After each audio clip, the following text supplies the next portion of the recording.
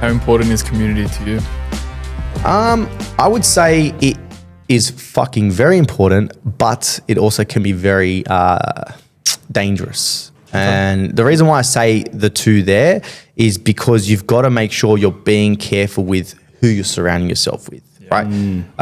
Because I feel like the word community gets thrown around too easily, right? And it's definitely on a trend at the moment, right? Big groups of run clubs and stuff like that.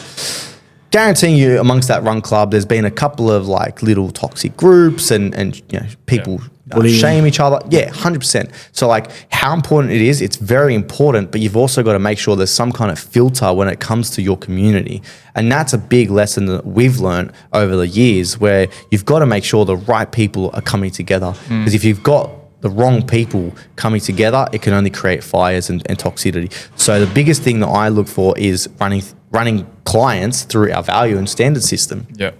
Before they walk in the door? 100%. Like I am actually okay with telling people you're not going to be a good fit. Yeah. Right. And this is why, like when we bring on staff, there has to be a good fit. Yeah. Everyone's got to be a good fit. Because if you get the one wrong fucking apple, everything's going to be sour. So you got to make sure that you get your ducks lined correctly with the right people, and then that's when the community is value. Wow.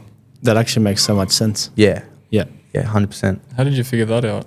Was it just like trial and error? Yeah. Just have a shit community, you work it out, bro. Nah, like not we didn't No dickhead policy as well. Yeah, bro. Like we do you have it tatted anywhere on the gym? I will show you after this is done. I'll show you in the bathroom.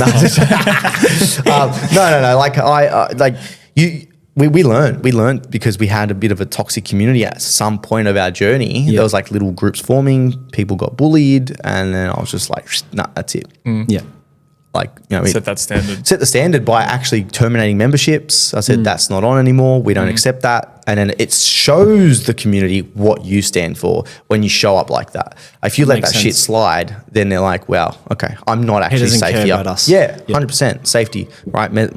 What's his name? Maslow's hierarchy of need, right? People want safety and belonging. Yes. Yeah, and that's part of a community. What's been your one biggest challenge opening up this business Frontline?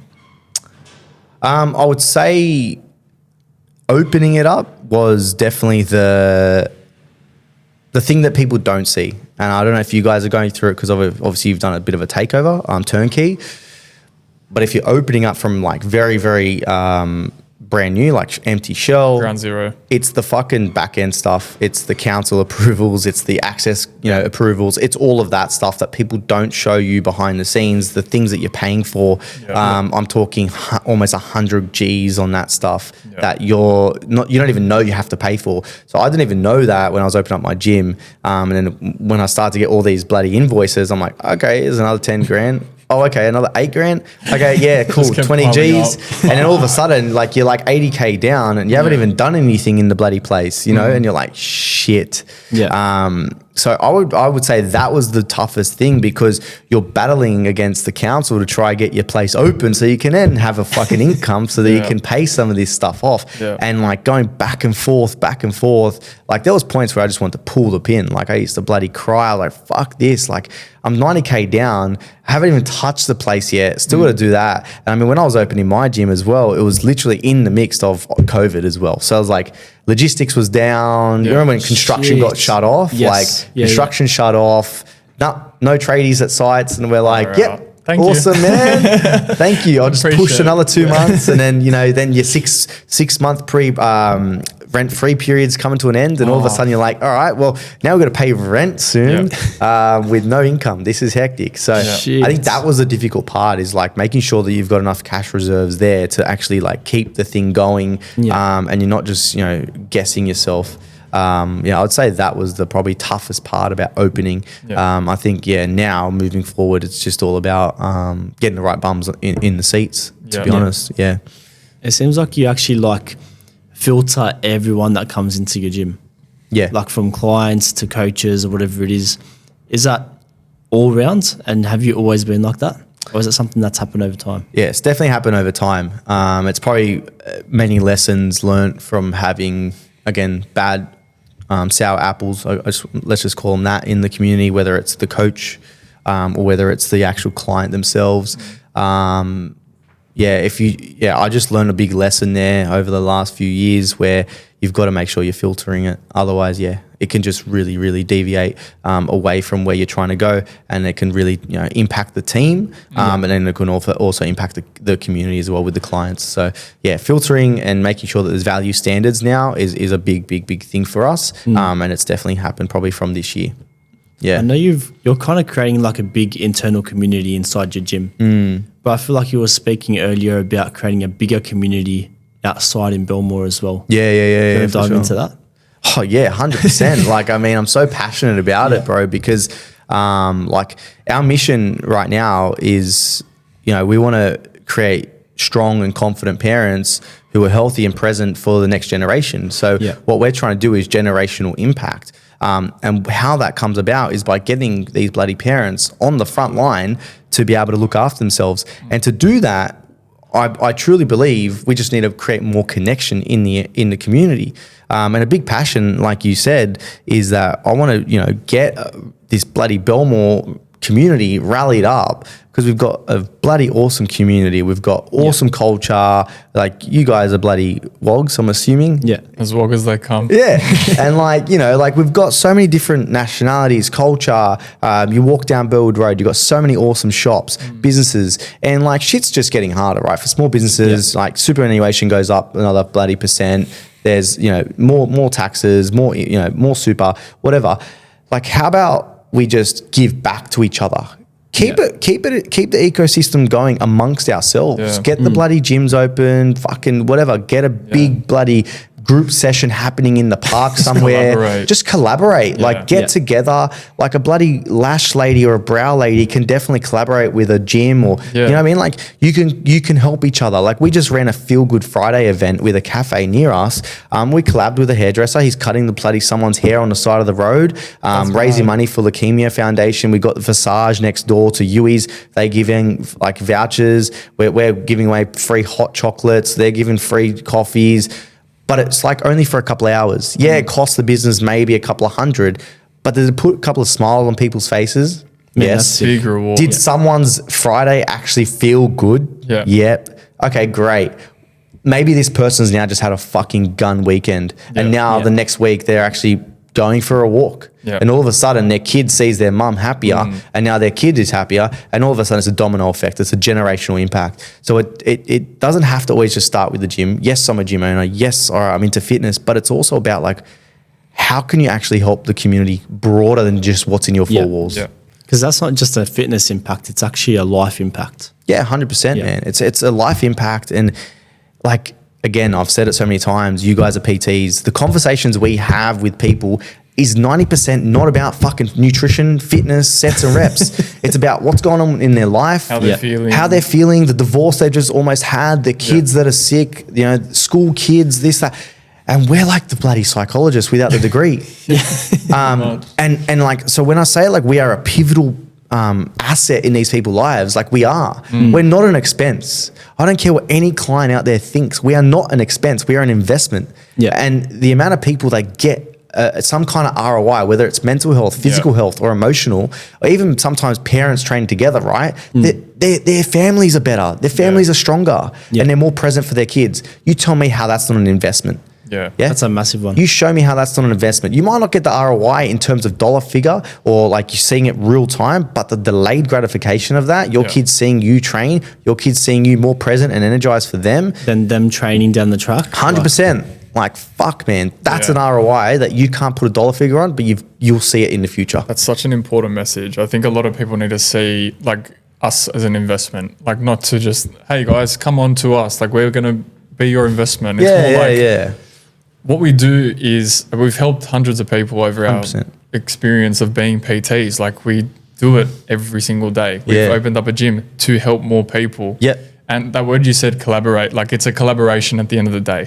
When we get to sit down with someone like yourself and like a client or a potential member and just sit there and ask them past their goals. Put their goals to the side. Yes, they're good. Okay, here we go. How are you feeling? What's going on in your life? How can we help? They're like super, super big questions. It's good that you bring that up. Yeah, 100%, bro. And I think Like a lot of these clients will come to us and go like, oh, I'd love to lose 10 kilos by the end of the year. Yeah. Cool. Let's park that. Let's go deeper. Why? And all of a sudden, like if you're doing this right and you get 20 minutes, 15 minutes deep, they're crying. Yeah. And they're crying because they know that they're here way deeper than just that 10 kilos that we've just parked to the side, right? It's because they don't want to run down the same road that their parents did, passing away at 60 years old or whatever it is, right? Their mum might have a cardiovascular disease or something like that. Like it's so much deeper, and they want to make sure that their kids can see them growing up, more gracefully than what they saw their parents, or they want to be around for their grandkids or something like that. Like this thing is an investment, but you have to see it as a delayed gratification. You cannot look at it as I need to lose 10 kilos in the next 6 weeks. Yeah. Where's my nearest 6-week challenge? Let's go. Can't be a quick fix. Well, it can't be. It just can't be. Yeah, you do anything like investing, can't be a quick fucking fix. It's a long game, same as us. Yeah. And that's why we are an investment, and same as properties, stocks, crypto, whatever you want. An investment takes time. 100%. You want quick money, you want quick whatever, you know it's going to go quicker. Go to the pokies, go do something, right? We're not the pokies, right? That's the best analogy I've ever heard.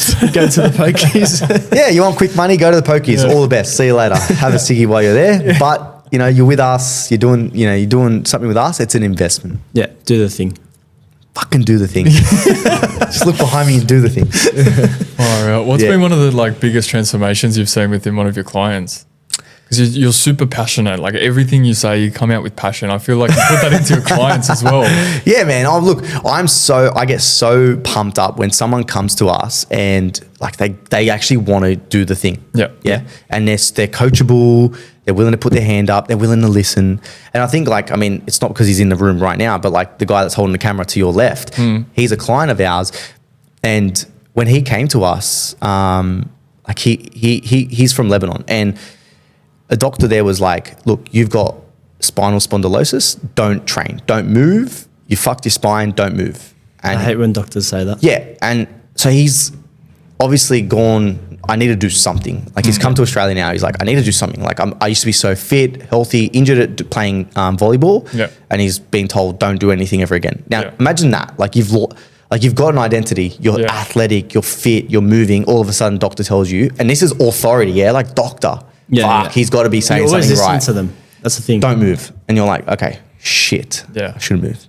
Comes to us and, I've got lumbar spondylosis. So I'm like, dude, if you can just trust me, I can help you. Yeah. And having that trust from the get-go, we're like just past a year in now, the guy is literally like got less body fat, way more muscle, squatting 140 kilos, Zercher squats, benching fucking almost 100 kilos, deadlifting 180 kilos. Like the guy's fucking strong and jacked. He's running 7Ks. I'd love to see that doctor right now. And I'd love to just have a chat with him. Yeah. Yeah. Man, look at him go. Yeah, look at him go, bro. What a guy. But that's impressive. But that's a fucking transformation that you're not going to look at before and after. Yes. Okay? Yes, we can. But it's the transformation of like going through an actual journey. Like you've been told you can't move, you can't train, don't do anything. All of a sudden you've put trust in someone. A year and a half almost later, that's where you're starting to reap those rewards. Yeah. He could have come to us and gone, get me better in 6 weeks. This episode is brought to you by Dynamic Recov. You're not lazy, you're just busy. But let me ask you this. How much longer are you going to let your health take a backseat to your calendar? You already know what to do. Train, eat well, stay consistent, but knowing isn't the problem. Doing it while running a business, managing a team, or raising a family, that's where most people fall flat. At Dynamic Recov, we coach high-performing professionals to take back control without adding more to your plate. We give you a clear plan, real accountability, and full access to our coaching team right from your phone. Use code EVOLVE at checkout to get 50% off your first week. That's EVOLV. Hit the link in the show notes. Start now before later turns into never. Now let's get back to the episode. Yeah. Sorry, bro, we ain't going to do that. But he's trusted the journey. He's able to actually have that delayed gratification. Yeah. And now he's reaping those rewards. Yeah. Right. People are giving him compliments. He's going to the beach, taking photos. I know he is, bro. He's looking. Yeah. I'll get those photos. But and you know what? He fucking deserves it. Yeah. He's done the thing. Exactly. And he's still doing a thing. And he's well not done. Well yeah, done. 100%. Well done. That's heaps good, man. That's heaps good. Yeah, bro. And that's what it's about, bro. You know what I mean? And Sorry to put you on the spot. It just yeah, but Those are the real transformations, but and I hate those before and afters. What are yeah, your thoughts they're on only those? so. Oh, fuck. oh, here we go. Yeah, I hate go. that. Bring it up.